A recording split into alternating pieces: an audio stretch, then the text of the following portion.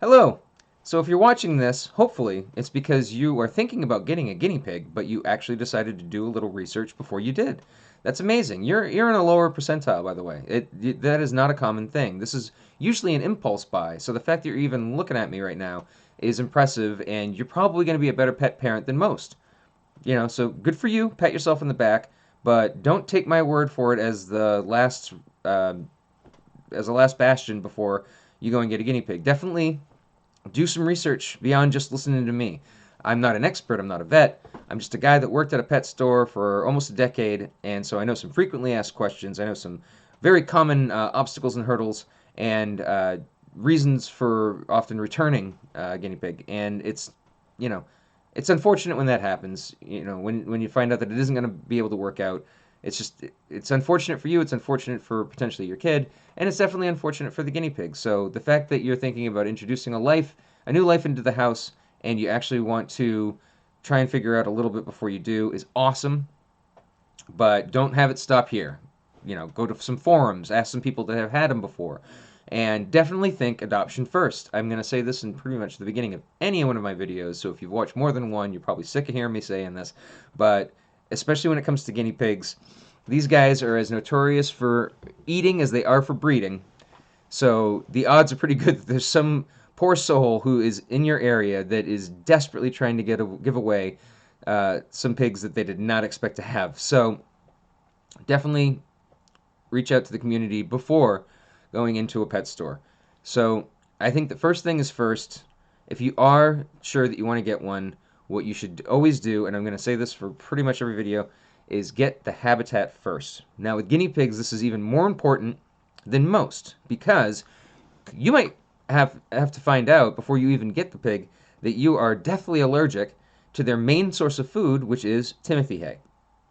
That's the case with me. I can never actually own a guinea pig. I'm mildly allergic to the paper bedding, so that pretty much rules out almost any rodent, but especially with guinea pigs, the Timothy hay, I can't have a bag open near me without my throat starting to close up. I have mild seasonal allergies, so I didn't think it would be as bad, but for some reason with Timothy hay, my allergies go off the charts, and it just would not be good to have one. So there's multiple reasons why you want to get a habitat first, but that is actually one of the important reasons. Is you might find out that you're not going to be able to have this guinea pig at all, and you found out before you had to displace them from their home.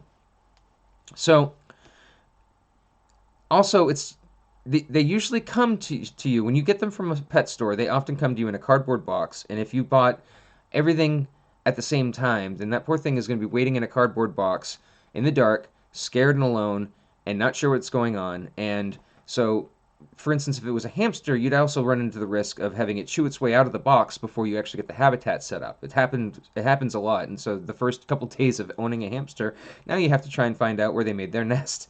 And they usually are smart about finding the least accessible place to try and start chewing stuff up in your house.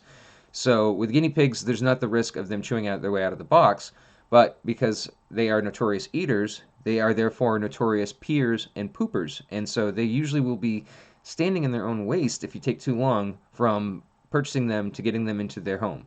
So that's one of the reasons why laying down some substrate, typically it's fluffy paper bedding or crumble bedding. It's very important because you can't just lay down a couple paper towels. They pee a lot, and their pee has a lot of ammonia, so they can actually get little burns on their paws if they walk around in their own waste for too long. So it's for health reasons as well as for maintenance reasons. So definitely get a appropriately sized habitat, and definitely get some type of bedding, and definitely change that bedding out on a regular basis. So with some animals, for instance, certain types of lizards, and even ideally some hamsters and mice, they'll find, well, mostly hamsters, will find like a specific corner to pee and poop in, and so you might be able to get away with spot cleaning that corner and going a little bit past what I recommend is a once a week changing of the bedding. With guinea pigs, I can't stress this enough, you really shouldn't skimp on doing the bedding changes because, again, there's going to be a lot more waste mixed amongst the bedding than you can initially see until it comes time to clean. And again, a lot of health issues can arise from not having that cleaned. Guinea pigs, by the way, this is going to be a big thing, is they're notorious for having health issues. So be prepared to deal with that. I will get into that in a second. So let's keep on going back to the setting up of the habitat. So you need to have some bedding. Water bottle is pretty obvious, and checking the water bottle on a regular basis because sometimes they won't drink much in a day, and other times they'll drain half the bottle. So you want to make sure that they have plenty of access to water. I did mention Timothy hay, which is actually 70% of their total diet. So they're always going to need to have a constant supply of fresh hay. And obviously, guinea pig food. I don't know that one's necessarily better than the other, but the food in the hay is not going to be enough on its own. You definitely want to supplement them with a lot of vitamin C. When you think vitamin C, as I probably did, what you might be thinking, as I did, is, oh, vitamin C, so I'll give them like an orange wedge a day. Believe it or not, an orange wedge a day does not have as much vitamin C as, say, a chunk of bell pepper or a little floret of broccoli, or I believe kale's on the list too. You can definitely look up what you can give them, but usually the darker the color, the more vitamin C is loaded in. So like a nice dark green bell pepper is actually fantastic for them. They usually seem to go crazy for it. And if you don't have fresh veggies available, they do have vitamin drops that are loaded with vitamin C, yogurt drops that are loaded with vitamin C, and you can use that in a pinch. But I always like doing the au natural way, the healthy way of doing it, which is as close to what they would normally be encountering in their daily life as possible. So I like doing the fresh veggies. It's also an excuse to have fresh veggies in the house. Now you're eating healthier because you have an animal that needs to eat healthy. Kind of like the same thing as if you have a bearded dragon that needs a chef salad every day. Well, now you have salad on hand, and what are you going to do? Throw it away? If it's looking like it's about ready to get wilty, you might just eat it in order to not waste food. Boom! Now you're getting healthier. So having pets in general, there's a debate where are they better off in the wild? Well, yeah, don't catch any wild animals and bring them into the house. They're doing fine on their own outside. Usually only ones that are bred for the purposes of having a pet. And I know it does reduce your blood pressure level. People who have pets, live longer lives, but just make sure that you're doing the animal, that you're not doing an animal a disservice, I guess I was going to say, and not neglecting them and stuff. So again, most people try and get them as a first-time pet for their kid, and kids, as any parent knows, have a very, very minute attention span and will be oohing and eyeing over this pig for the first week, and then when it's like, oh, I have to clean it out, I have to do all this maintenance, well, then it ends up becoming your pet or you return it. So something to think of there. So you get your bedding, you get your water, you get your food, you get your hay, but here's an often overlooked one, and that is a wood chew. They need to have a piece of wood in there at all times in order to nibble on to get their teeth pared down. So, like many rodents, they have teeth that are constantly growing. This is because they often would encounter multiple reasons to chew so throughout their whole life. So their teeth are just never going to stop growing. And if they get too big, well, now the thing can't eat, it could starve, or you have to take them to the vet in order to get them shaved down. And that is a bill that you do not want. Trust me, you weren't expecting it. It's going to take a hit to the bank account. So the easiest way to do it is just to have wood there instead. And I don't recommend just taking a stick from outside and throwing it in there with them. You don't know what's on it. You also don't know if it's a healthy type of wood. Here's one, cedar. I bet you thought cedar was a good bedding to have, right? I know I grew up with it. I know that some of you might have grown up with it. No, cedar is actually not a good bedding at all for almost any type of rodent. And I didn't realize this, that, back in the day, it seemed to make sense because before we knew more, cedar is notorious for, well, really well known, not notorious. Notorious is kind of negative, but I'm keeping it in. It's just, yeah, sure, it's notorious. I don't care. Cedar is notorious for having a great smell to it, so it just seems to make sense. Oh, let's have cedar as the bedding, so therefore we're not going to have to clean it out as often because it has that nice cedar smell. Well, no, apparently it actually causes some health issues for a lot of animals, so cedar is actually kind of off the table now. You can't get it in almost any pet store now, and that's a good thing. Don't try going out of your way to look for it because you're probably not going to be doing any services. Same thing with, I believe, pine. I don't think it's good for them either. Usually just get the crumble paper bedding, and you're going to be good to go. So something that you might think you need to get for the guinea pig, but you really don't, is a exercise equipment. So you think hamsters with their wheels and their balls, the guinea pig actually cannot do a wheel, it cannot do a rolly ball.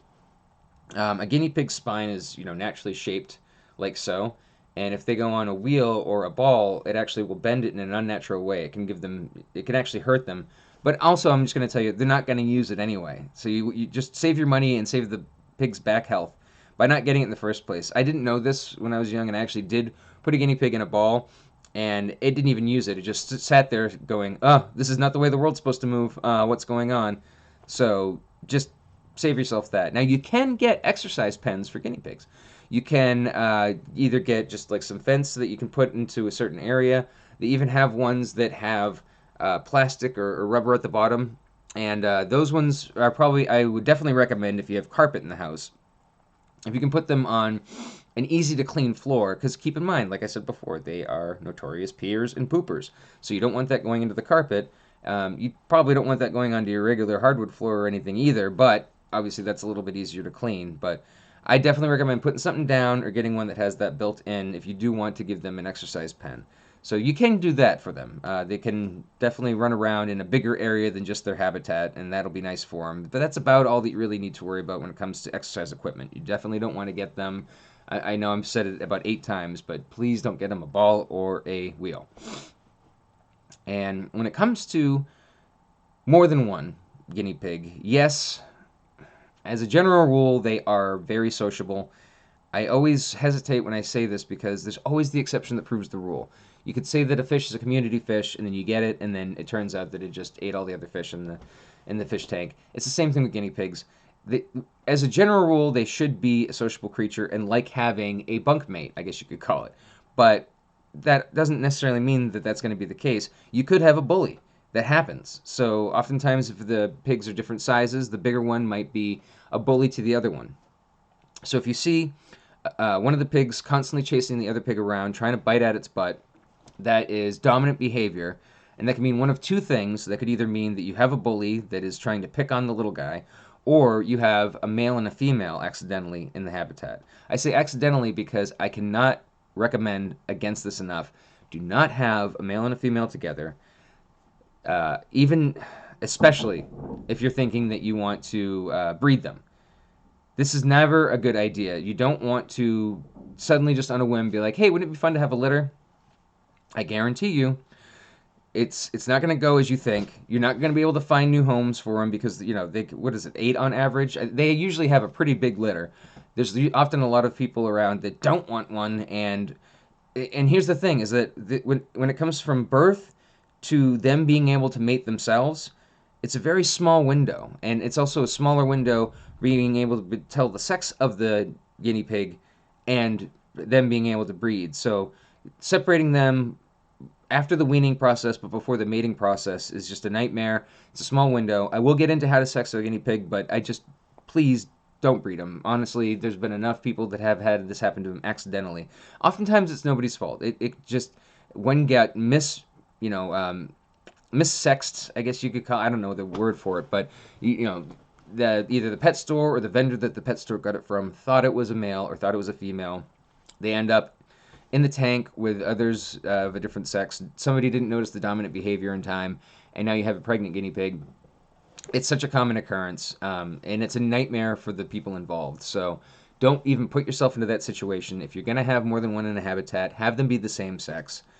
And there's something about having more than one in a habitat that I want to get into real briefly. So you can have a guinea pig by itself its entire life, and it'll be fine. It'll be fine with that situation. Now, if you do have one that has a bunkmate and the bunkmate passes, well, now the pig is going to be depressed because now it doesn't have a buddy anymore. It got used to having a companion. So you're going to want to go out and get another one. So just picture this. Like, how long do you want to be a guinea pig parent? If you just do the one by itself, then you can choose as each one passes whether or not you want to get a second one. Whereas if you always have a multiple guinea pig, then, all right, well, this one passed, so now you want a companion for this one. Well, now that one passed, so now you want a companion for that one. And it's, 30 years later, you're like, holy crap, when did it become such a, when I become guinea pig guy? So briefly, while we're speaking of that, the lifespan of a guinea pig is not the longest, and so you always want to check the general lifespan of a animal before you get them, because oftentimes, again, if you're a parent trying to get it for your kid, well, you're gonna have to teach your kid about death at some point, sooner rather than later, in most cases. So, for instance, if it's most fish or a hamster or a mouse, say the kid is 7 or 8, you're probably gonna have to have the death talk before they're to double digits. So keep that in mind. Same thing with guinea pigs. Guinea pigs can live a little bit longer, but they also are very prone to health issues. So while we're on the subject, let's get into that real quick. So guinea pigs are notorious for getting ringworm. If you're not familiar with ringworm, one of the ways to tell is that they can have a patch of fur missing. The skin looks kind of flaky and or scaly, and it is contagious to humans. If you handle them too much without gloves when they have that condition, there is the potential of getting it yourself. So don't recommend it. Real quick, this has fooled me in the past. They usually do naturally have a bare spot behind their ear, where like if you fold the ear back against the body, and like if you do like an imaginary cutout, that much bare skin behind their ear is often typical, but also a very common place that they get ringworm. So just because you see a bare patch doesn't mean that they have it. Just because you see a bare patch doesn't mean that they don't have it. Check for the dry flaky skin. It typically doesn't seem to bother them. So you just maybe Google a few pictures of it. I'm not sure how you'd be able to tell. And if you do some research from less than trustworthy sites, I always recommend when an animal has a health issue to take them to a vet. Just do a vet. You might see some websites that'll tell you that if you just load them up with vitamin C and you put Lotrimin on them, that the ringworm can go away without having to do a vet visit. I'm not saying that that's not true. I'm not saying that that doesn't work. What I am saying is that there are issues that come with that. So oftentimes the ringworm might appear in an area around the eyes and mouth that you should not put that on, because that if that stuff gets into their eyes or mouth, it's a bad news. It's also if it's in a place that they can reach with their mouth, uh, then again it can potentially get in their mouth. Ingesting that kind of stuff is not good for them. So again, don't try to be your own veterinarian. I highly recommend going to one if they have a ringworm. Some of the more common things for them as well is upper respiratory and like conjunctivitis. So basically crusty eyes, crusty nose, even crusty hands, because if they have like a runny nose and they're wiping their nose, then the crusty will be on the hands. So you actually want to check all 3 areas. Usually if it's just the eyes, then you can oftentimes get away with eye drops from the vet. But just make sure that they often go hand in hand, the conjunctivitis and the upper respiratory. So just because all you see is crusty eyes, that doesn't necessarily mean that they don't have an upper respiratory. So the way to tell that is, like I said, crusty nose or hands, but also clicking. So clicking is if you take them up to your ear and you hear a little, it's very subtle. And you can also get some false positives. Okay, now I'm keeping it in. False positives and false negatives. So a false negative could be that you don't hear any clicking at all. Well, they might have just been holding their breath. A guinea pig, if they're afraid, they will hold their breath briefly, and so they might just be holding their breath while you're doing that, and that's why you don't hear clicking. A false positive could be if they're clicking their teeth. So if they're clicking their teeth, which they often can do, you might think, oh, I hear clicks, but that's not the actual breath, it's actually their teeth. So what you're listening for is a very subtle little clicking, popping sound. Basically what it is, not to get too gross, but it's literally a snot bubble popping. It's like, some congestion in their lungs that is clicking. And then a third thing to look for is if you flip them over, the hole on the bottom. This is a weird one. So if the hole in the bottom is ever wet, call out from work that day, get them to a vet immediately, and you still probably might not get there in time. I don't want to steer you wrong, but this is one of the fastest acting ones, and I'm still to this day not entirely sure what it is. I don't know if it's like wet tail for a hamster, but if there's wetness around the vent, it'll go from, oh, I saw that, to, oh, the thing is belly up within hours, it seems. So I don't know what that one is, but it is the fastest acting one. Usually with ringworm or, even with an upper respiratory, you have a tiny bit of a breathing window. That doesn't mean that you should delay going to the vet, but it definitely means that if you noticed it at 9 o'clock that night, that they can usually wait for the vet appointment in the morning, and you don't have to worry. Again, there's always exceptions that prove the rule, but generally, on a whole, that's as a whole, that's what I usually find is that for whatever reason, the wet vent is just a really quick one. So keep an eye out for all three of those things. And while we're on the subject, so I talked about them mating and boys versus girls. So there is a pretty easy way to sex a guinea pig, and if you've never heard that term before, I'm not talking about an illicit act on an animal. Sexing a guinea pig is literally just telling if it's a male or a female. So one way you can tell, this one's a little bit more subtle, but if you look at the hole on the pig, and if it looks like a V shape, it's typically a female. If it seems just like more of a regular, just vent, then it's often a male. But the best and easiest way to tell is if they're of the appropriate age. If you just push on the spot just above the hole, you don't have to push too hard. You don't want to hurt them. But if you push just above it, if a little red rocket comes out, yeah, it's a guy. If it doesn't, then it's a girl. It's a little weird, but it seems to be one of the easiest ways that even a dummy like me can figure out if you have a guy or a girl. So if it's one that you're getting and that you're planning on putting in with another one, I highly recommend, even if you bought them as a specific sex, that you just double check yourself because again, it's not very common, but it does happen where either the pet store got it wrong or the vendor got it wrong or one of the two. Somebody cleaning the habitat out, might have just put it in the wrong spot. Who knows how it might have happened, but again, having an unwanted litter of guinea pigs can just be a constant cycle of a nightmare. So again, please don't breed them. Please just really double check when you're having them, combined with each other. And I feel like I've been negative for a lot of this because I am trying to just give you a heads up and warn you as much as possible about what you might be getting yourself into. Oh, I didn't even talk about their personalities yet. I didn't even talk about them squeaking and squealing and screaming for no apparent reason. So oftentimes they will make cute little noises like coo, coo, coo, coo, coo, but sometimes they will wee, wee, wee, wee, wee, make fun of me if you want to. Like, I know I looked silly doing it, but that is something where you're going to have to decide right now. Is that cute? Is that something you can deal with? A lot of pets don't make great roommates. Like a hamster or a mouse is going to be on that wheel all night long because they're nocturnal. And guinea pigs will scream at you for God knows what reason. Most of the time it's because they are terrified of something. But sometimes it's just because they're a little dink that once they're, oh, I ran out of Timothy hay and you didn't immediately notice and address it, so I'm going to scream at you until I get more of my Timothy hay. They can scream for that reason too, so keep that in mind. Also, yes, they don't bite as often as a hamster might. That does not mean that they are bite free. Pretty much any animal that you get that has teeth can potentially bite. Guinea pigs are no exception. They don't do it as often as hamsters in my experience, but I still have been bit by guinea pigs more often than I have by snakes and tarantulas. I've handled all three of them on a regular basis at my pet store, and I've still been bit more by guinea pigs. Now, there is a difference between a test nibble and an actual all-out bite. Yes, I've been test nibbled more than I've been bitten, but that does not necessarily mean that I have not been bitten by a guinea pig. And one of the times, it was actually accidentally. I had to administer medication. So let's say they have an upper respiratory. You go to the vet, you get a syringe, not with a needle, but just one of those little syringes, and you're supposed to medicate them twice daily.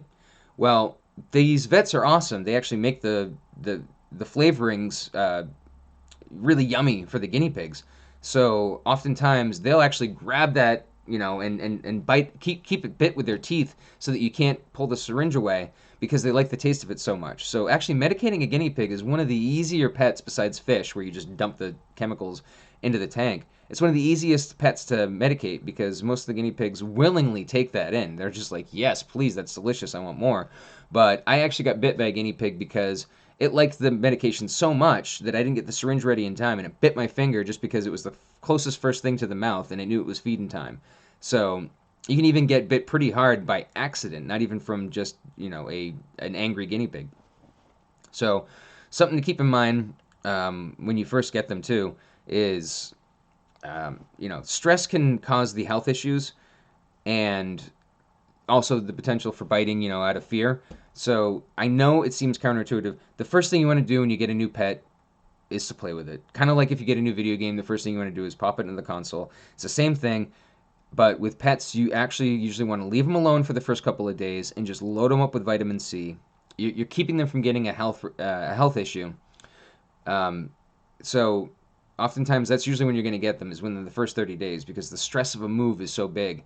And I'm sorry for the kids, but yeah, they're going to want to play with them right away. But in fact, you should leave them alone for a few days just so that they can kind of get used to the sights and smells of the new home. And then, open up the habitat. And if they willingly come out to explore, then yeah, they're ready to go, get handled. Also, when you're handling them, especially the first handful of times, they're not usually the biggest escape artists, but they can still try and jump from you if they're afraid of you. So the first few times that you're handling them, whether it's you or your kids, either have it standing over a bed or just crisscross applesauce on the floor for the least amount of falling that they might do if they suddenly decide to go. Also, what you want to do is turn them towards you and against the chest so that their feet are on your chest. And that's one of their most comfortable ways of doing it. If you're just holding them up with their feet in the air, it's probably the most uncomfortable feeling possible for them. They don't like it. So if you turn it towards them so they have a good base to stand on, you just kind of pet them that way. Maybe even do a little like towel to keep them warm. They do love being warm and burrowing. Excuse me, and stuff. I'm working some burps out as I mime a guinea pig. So that's a great way to handle them. There's a debate on whether or not you should maybe give them some fresh veggies while you're holding them. I think that every once in a great while isn't too bad, but don't make it a habit. If you constantly feed them the stuff that they like when you hold them, then they're going to expect that when you hold them, and again, that can cause the accidental, oh, your finger wasn't a carrot kind of bite.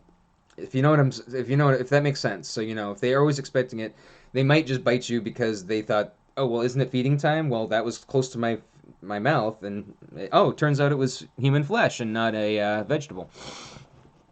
So something to keep in mind there. But if you've stuck with me through this long and you're still interested in getting a guinea pig, I really want to close on a high note. I want to say something good about guinea pigs because it seems like I've been trashing them this whole time. But I'm really just trying to make you as informed as possible. So if you're still interested in doing one, you might not know about this if you've never owned one before, but guinea pigs do the most adorable thing ever called popcorning. What popcorning is if the guinea pig is feeling awesome, what they will do is just pew in place, just pop up straight up in the air a couple inches, and what it means is that they are having a blast. They are loving life. And if you see them do it, then that means that you're doing something right as a pet parent because they're having a good time. So it's just an adorable way that they express themselves where they're just like, yeah, and they just jump up, and it's stinking cute, and it's definitely one of the perks about having one. So I kind of wanted to end on that note where, yes, guinea pigs can be a handful. They can have health issues. They might get bit. You might have squealing and screaming. You might have a stinky cage that you have to clean out once a week. But amongst other things, the popcorning is definitely a perk of having a guinea pig. So I thought I should end on that. Thanks for listening. Thanks for learning. And I'll see you next week or whenever you decide to click on my face again. I can never have it ready on the